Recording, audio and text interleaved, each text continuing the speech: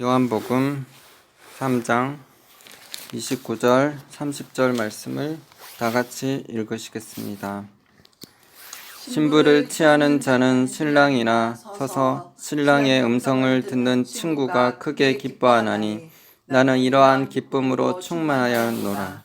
그는 흥하여야 하겠고 나는 쇠하여야 하리라 하니라. 아멘.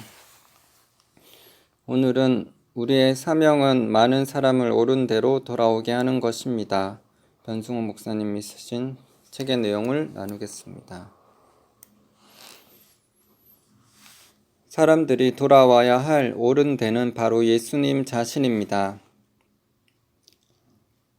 저는 서론에 제가 고등학교 때 꾼 꿈을 소개했습니다. 그 꿈의 마지막은 별로 끝납니다.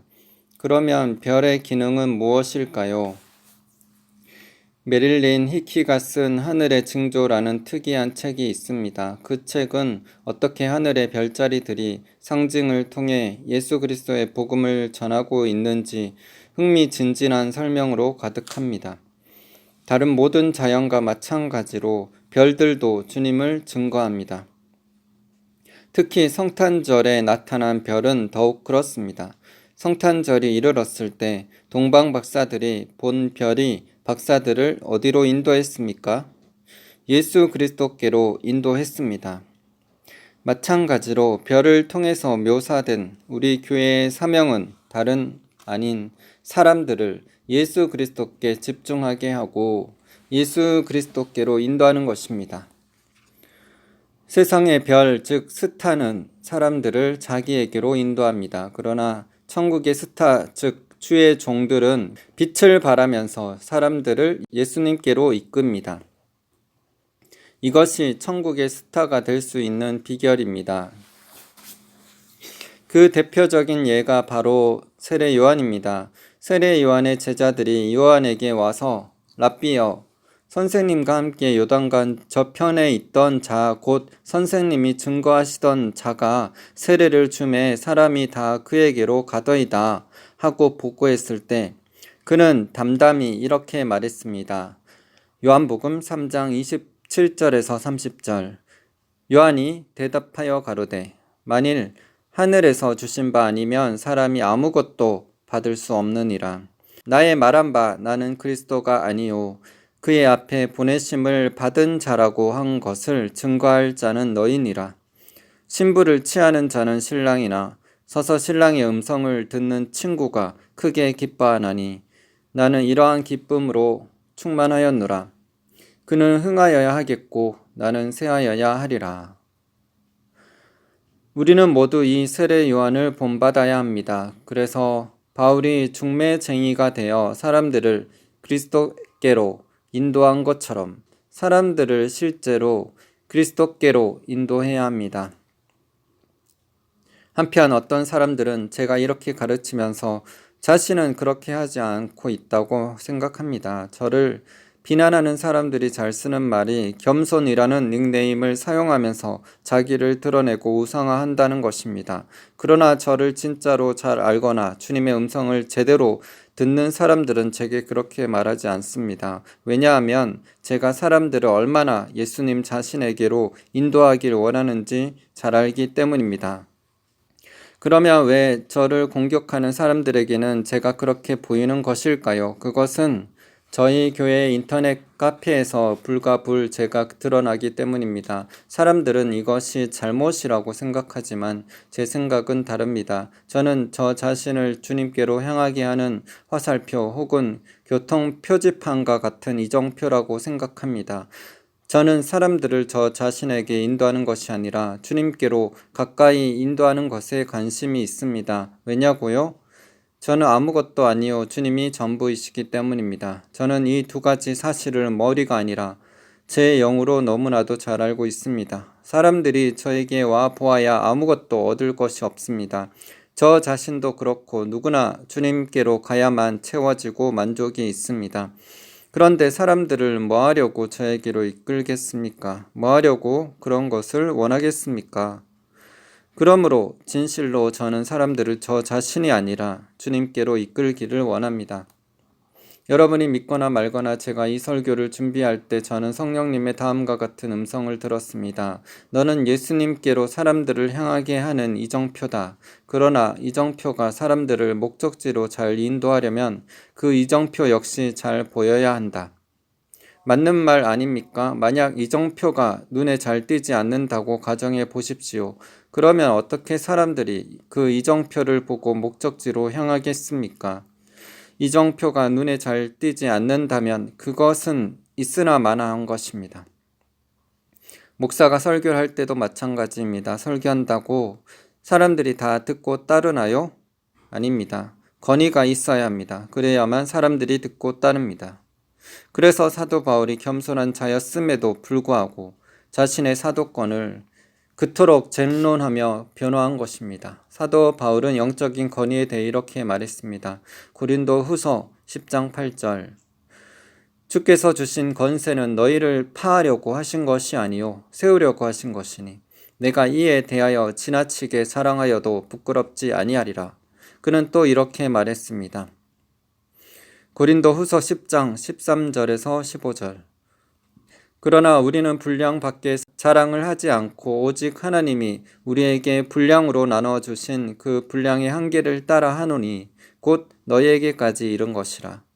우리가 너희에게 미치지 못할 자로서 스스로 지나쳐 나아간 것이 아니요 그리스도의 복음으로 너희에게까지 이른 것이라.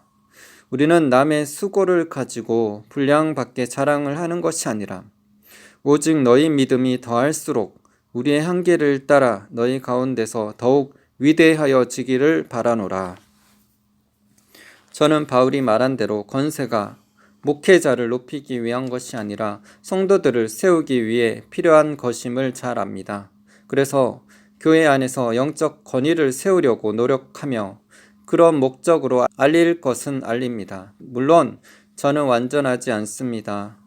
분명 어느 부분 교만하기도 할 것입니다. 그래서 교만한 부분들을 가르쳐 달라고 하나님께 끊임없이 기도하고 또 회개합니다. 그렇더라도 제가 자신을 화살표로 생각하며 궁극적으로 사람들을 주님께로만 이끌기 원한다는 것은 저의 중심이며 진실입니다. 그것은 주님이 알고 제 영이 알고 저를 가까이 하는 사람들이 압니다. 그리고 저는 하나님이 나에게 나눠주신 나의 분량 밖에 자랑을 하지 않습니다.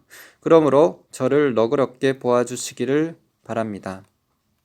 고린도 후서 11장 2절에서 3절 내가 하나님의 열심으로 너희를 위하여 열심을 내노니 내가 너희를 정결한 처녀로 한 남편인 그리스도께 드리려고 중매함이로다. 뱀이 그 관계로 이와를 미혹해 한 것 같이 너희 마음이 그리스도를 향하는 진실함과 깨끗함에서 떠나 부패할까 두려워하노라. 우리는 단순히 종교인이 되지 말고 예수님의 연인이 되어야 합니다. 우리의 마음은 마치 연애하는 청춘 남녀의 마음처럼 되어야 합니다. 연애할 때 우리는 길 가다가도 연인을 생각하고 소파에 앉아 쉬다가도 연인을 생각하고 잠을 자려고 누웠다가도 연인을 생각합니다. 말을 하면 연인에 대해서 말하게 되고 하루 종일 수시로 연인이 곁에 없는데도 마치 곁에 있는 것처럼 연인에게 말을 겁니다.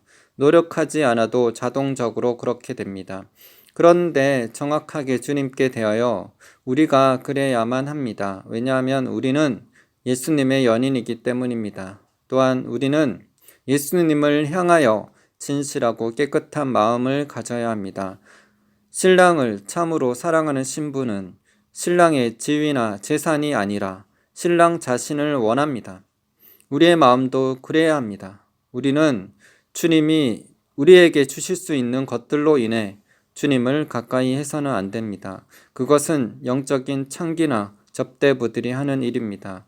우리는 예수 그리스도의 신부로 부름을 받았습니다. 그러므로 우리는 주님 자신을 사모하고 갈망하고 구해야 합니다.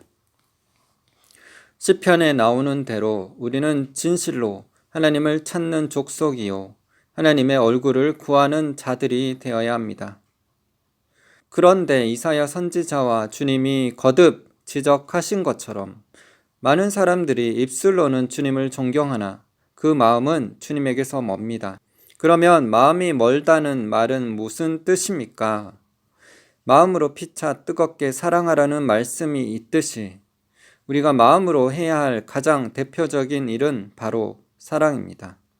또 성경에 보면 내 마음을 다하고 목숨을 다하고 뜻을 다하여 주 너의 하나님을 사랑하라는 말씀이 있습니다. 그러므로 마음이 멀다는 말의 의미는 주님을 진정으로 사랑하지 않는다는 뜻입니다.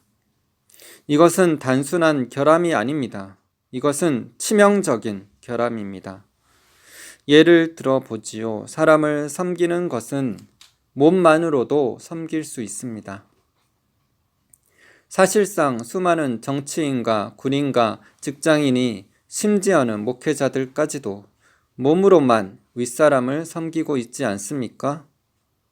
그러나 하나님은 불꽃 같은 눈을 가지고 중심을 살피시는 분입니다. 그러므로 마음이 없이는, 즉 사랑이 없이는 섬기는 것이 불가능합니다. 그래서 예수님은 이렇게 말씀하신 것입니다. 마태복음 6장 24절 한 사람이 두 주인을 섬기지 못할 것이니 혹 이를 미워하며 저를 사랑하거나 혹 이를 중히 여기며 저를 경히 여김이라. 너희가 하나님과 재물을 겸하여 섬기지 못하느니라. 예수님은 한 사람이 두 주인을 섬길 수는 없듯이 우리가 하나님과 재물을 겸하여 섬길 수 없다고 하셨습니다. 예수님은 둘 다를 섬겨서는 안 된다고 말씀하신 것이 아니라 둘 다를 섬기는 것이 불가능하다고 말씀하셨습니다. 그러면 왜 둘 다 섬기는 것이 불가능할까요?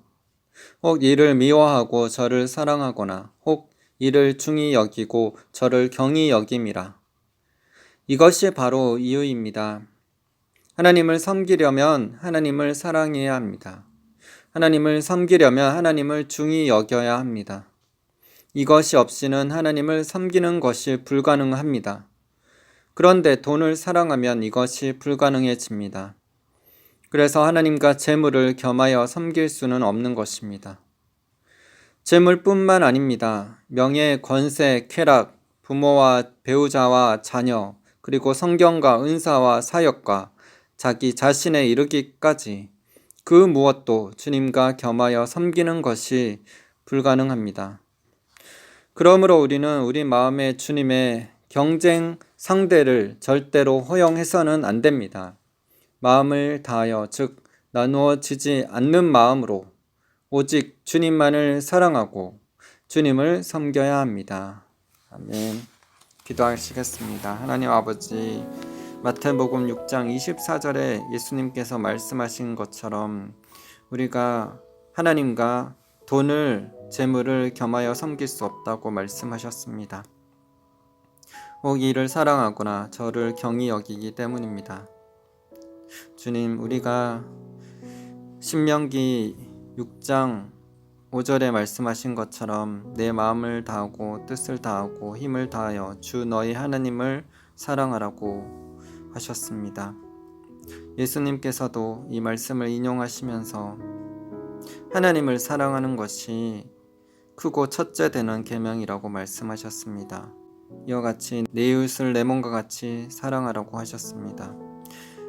우리가 주님을 사랑하고 또 그 사랑으로 영혼들을 사랑할 수 있도록 인도하여 주시옵소서.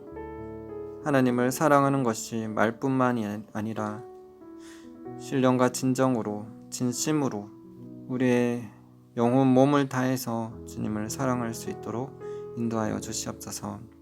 예수님께서 베드로에게 내가 나를 사랑하느냐 말씀하셨는데 헬라어 원어에 보면은 그것이 아가페입니다. 너희가 나를 아가페로 사랑할 수 있느냐? 희생적인 사랑으로 사랑할 수 있느냐? 라고 물으신 것입니다. 예수 그리스도께서 아가페로 희생적인 사랑으로 자기 몸을 버려 우리를 사랑해 주셨듯이 그 사랑을 너도 할 수 있겠느냐? 라고 물으셨습니다. 우리가 십자가의 사랑, 그 사랑을 우리가 온몸에 새기고 우리가 그 사랑을 몸소 짊어지고 우리의 십자가를 지고 예수 그리스도를 따라가게 하여 주시옵소서. 기독교는 십자가의 신앙입니다. 십자가의 신앙 없이는 견고한 믿음 위에 굳건히 서 있지 못합니다.